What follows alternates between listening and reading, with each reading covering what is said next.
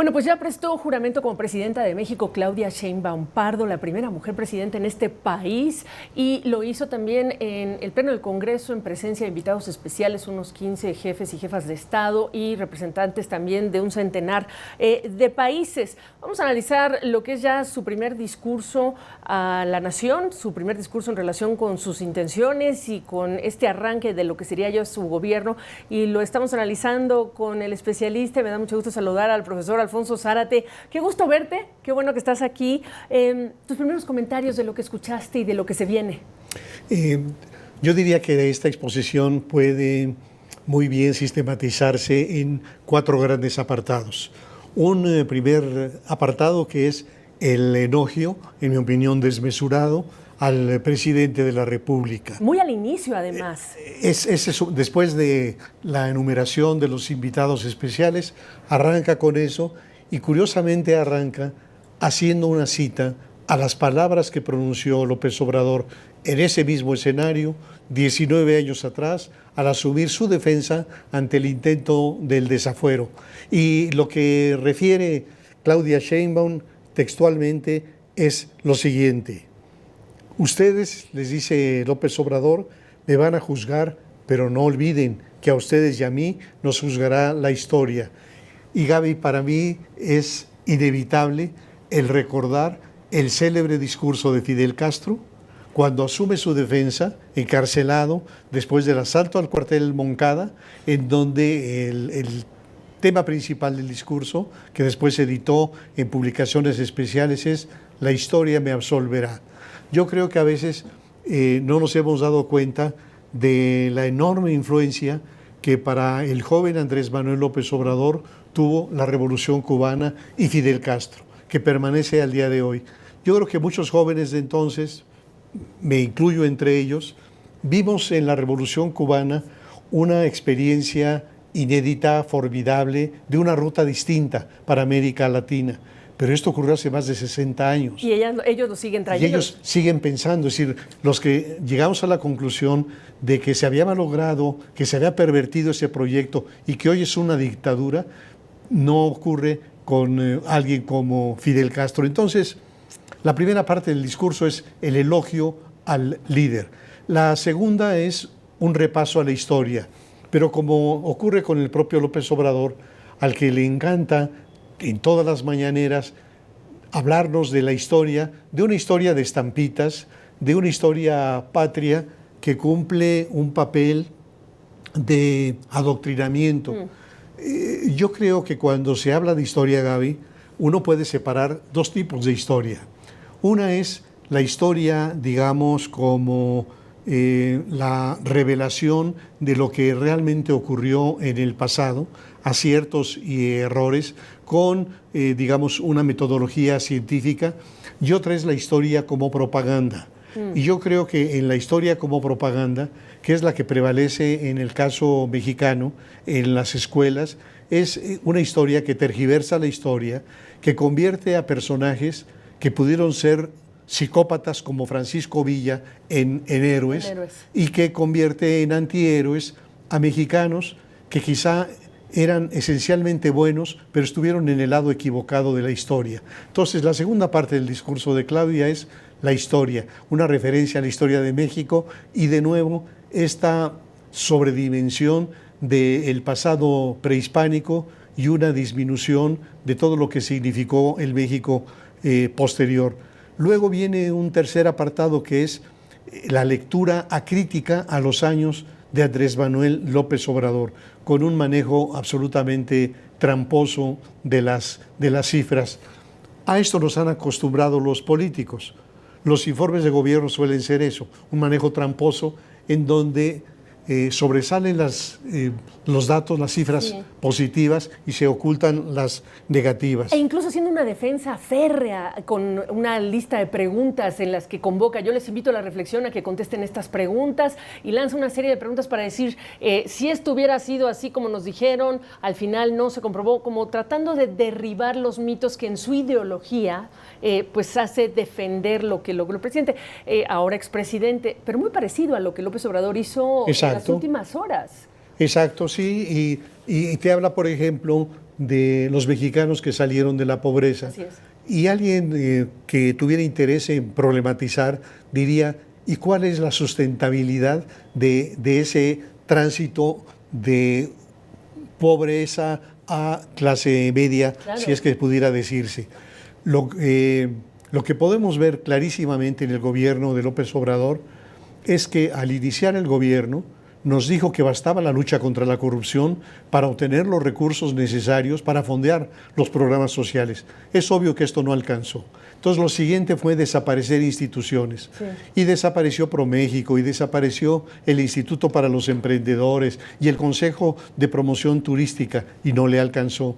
Lo que sigue fue un planteamiento de ahorro draconiano en la administración pública, y tampoco esos recursos le alcanzaron para fondear los programas sociales.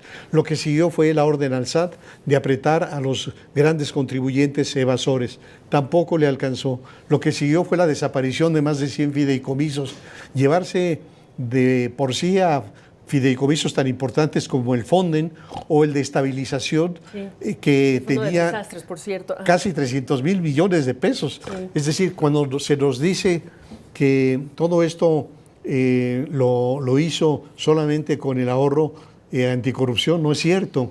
Es decir, prácticamente se agotó todos los guardaditos del periodo neoliberal, Gaby. Y otra cosa importante es, a ella le va a tocar implementar las reformas que recién aprobó el Congreso. La más importante, por supuesto, la reforma judicial, pero ya de entrada le dice a su público, a quien está escuchando, que es mentira que, por ejemplo, el manejo de la administración de la Guardia Nacional, el control de la Guardia Nacional pase a ser del Ejército, que eso no representa una militarización, por un lado, pero también el tema de la reforma al Poder Judicial, en el que garantiza a ella, aún sin estar implementada esa reforma, que no va a perder México, Alfonso. Sí, yo creo que uno de los temas más incisivos de parte del presidente López Obrador y ahora de Claudia es desmentir que lo que ha ocurrido en estos 6 años ha sido un proceso de militarización. Absolutamente. Yo recordaría que en los años 20 del siglo pasado, es decir, en el gobierno de Álvaro Obregón, todavía el ejército era el factotum de la vida política, pero que va a ser el propio Obregón, y desde luego, naturalmente, después Calles y Cárdenas, pero va a ser el propio Obregón el que va a iniciar el proceso complejo de institucionalización de las Fuerzas Armadas. En el caso de Obregón utilizó 2 herramientas principales. La primera fue la corrupción. Se le atribuyó a Obregón la frase: no hay general que resista un cañonazo de 50,000 pesos, oro. Pero lo segundo fue la violencia física, la eliminación de los generales levantiscos. Esa fue, digamos, la parte más tradicional, abrupta de institucionalización. Pero después con Calles, y particularmente con Joaquín Amaro como secretario de la Defensa, se inició un proceso muy complejo para lograr que los militares cambiaran su dependencia, su lealtad a los hombres por la lealtad a las instituciones, que incluyó que la alfabetización de la tropa, la circulación de los mandos. Ya un general no iba a permanecer en Saltillo, no iba a permanecer en Mérida o en Guadalajara, sino que los iban a rotar para desprenderlos del apoyo, digamos, de la tropa en ese lugar. La creación de instituciones, la Escuela Médico-Militar, la Escuela Militar de Transmisiones, la Escuela de Aviación, leyes, la Ley del Ejército y la Armada de México, etcétera. Ese proceso fue hace 100 años. Sí. Y entonces lo que tenemos ahora es una regresión no de 50, en materia de militarización de 100 años, en donde hoy nuevamente los militares reciben poder y negocios.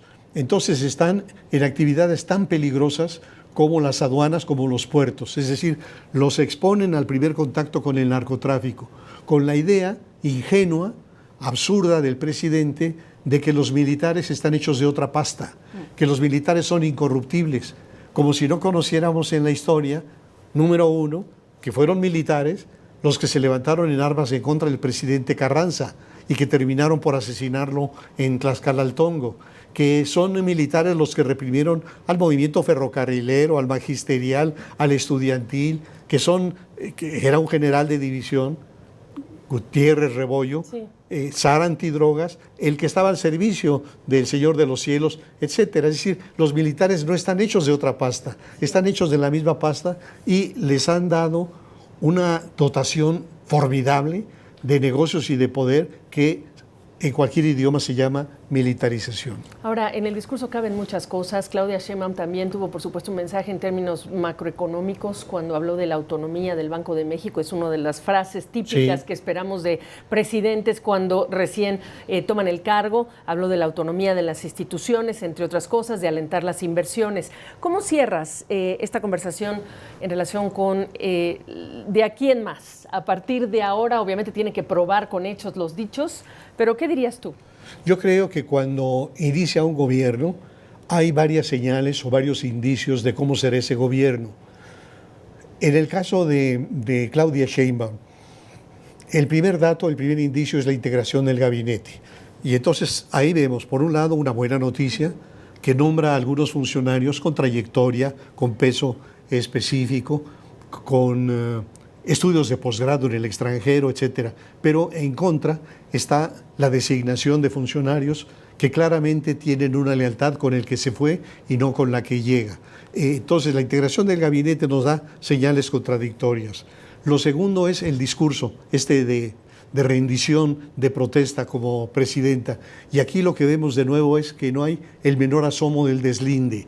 Habría que recuperar el discurso de protesta de un presidente como Ruiz Cortines, que desde ahí marca una diferencia con su antecesor, el dispendio, la corrupción, y habla de austeridad y de honestidad. Aquí absolutamente nada de eso. Entonces, lo que nos dice, y habrá que seguir ahora los primeros pasos, los primeros 100 días, como dicen los norteamericanos, para ver si hay alguna diferencia. Pero hasta hoy yo diría que las tres claves de lo que será el gobierno, lo que nos apuntan es a la profundización de lo que inició López Obrador y que no pudo concluir, que es esta cuarta transformación, que en realidad es una regresión cuando menos a los años de Díaz Ordaz, los fines de los 60, principios de los 70.